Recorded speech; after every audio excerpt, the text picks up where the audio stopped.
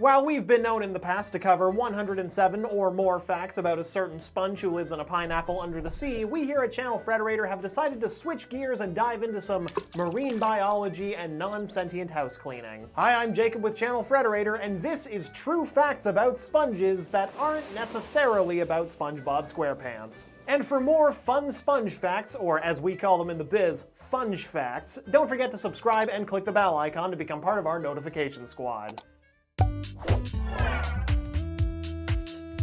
Sea sponges have been around for quite some time, 500 million years if we're bringing numbers into the mix. The first written reference to the use of a sea sponge was dated 800 BC in the works of Homer in both the Odyssey and the Iliad. It was stated that the sponge was placed into the hands of the god Hephaestus, who then cleaned his hands, face, and chest. There are about 5,000 types of sea sponges living in the sea, all without heads, eyes, brains, arms, legs, ears, muscles, nerves, organs, or pants of the square variation. Most of these animals live on the ocean floor and attach themselves permanently to a stable location, rarely up and leaving their preferred real estate. For example, SpongeBob has resided in Bikini Bottom for approximately forever and has not been known to move out. While the sea is known for its shimmering beds of sand and colorful coral reefs, sponges are dark underwater, a characteristic mostly due to the opaque membrane which covers their surface. This membrane acts much like a skin and protects the soft inner skeleton of said sea creature. In SpongeBob's case, though, that inner skeleton only really makes for a good Halloween costume. Sea sponges have a lifespan of a few months to 20 years or more. SpongeBob has been airing for almost 20 years, making him a pretty healthy sponge to any marine biologist. While this is only an average, the oldest sea sponge the size of a minivan is estimated to be around 1,000 years old, which is only slightly younger than Old Man Jenkins. Besides sitting around all day and aging, sponges feed by filtering plankton and organic particles from the ocean currents through thousands of tiny pores on the surface of their bodies. They're not known to be picky eaters, and while they might happen to suck up whatever floats nearby, Krabby Patties are pretty hard to come across these days. The average sponge filters as much as 90% of bacteria passing through their pores, making them a significant part of disease prevention within the ocean. Accident prevention is another story, though. Some species of sea sponges are carnivorous. If there aren't enough nutrients near the ocean floor, quite often in the deep sea, they'll resort to eating crustaceans and small marine animals. That is what we here at Channel Frederator call adaptable. I mean, if worse came to worse, I'm sure SpongeBob could just swallow Mr. Krabs. Sponges, of those commercially harvestable anyway, are mostly asexual as they multiply by a process called budding. Budding is common in both plants and fungi as well as sea sponges. For those that prefer a little more variety, some species of sponge are capable of sexual reproduction by the fusion of gametes, which scholastically explains the generations within the SquarePants family. On another subject that's safe for work, sponges often use chemicals to deter predators from making a meal out of their bodies. Scientists discovered that some of these chemicals might have the potential to treat severe illnesses like cancer and HIV.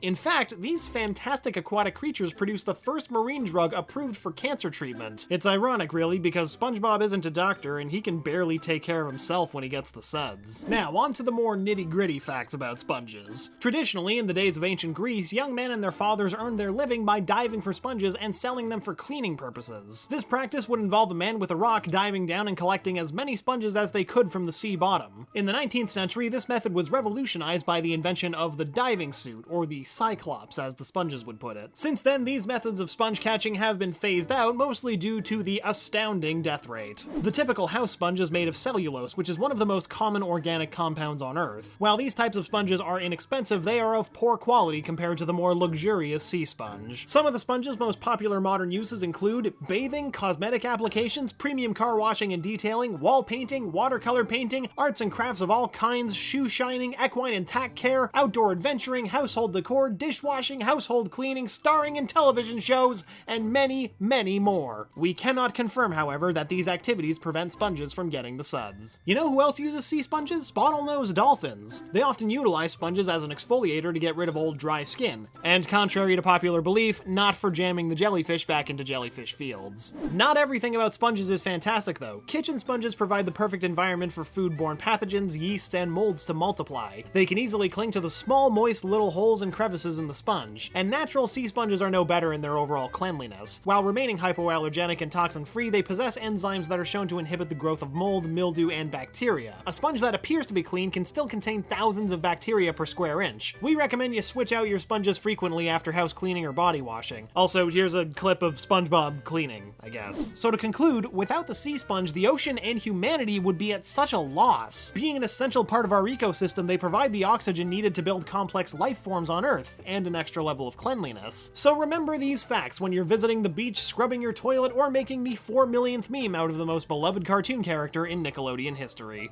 Once again, I'm Jacob, and thanks for watching true facts about sponges that aren't necessarily SpongeBob. Did we miss any facts? Comment below and let us know. Don't forget to subscribe and click the bell icon to become part of our notification squad, and if you want to see more videos like this one, consider supporting our Patreon, where we post sneak peeks at new pilots, extended creator interviews, behind-the-scenes footage, all sorts of awesome stuff. And remember, Frederator loves you.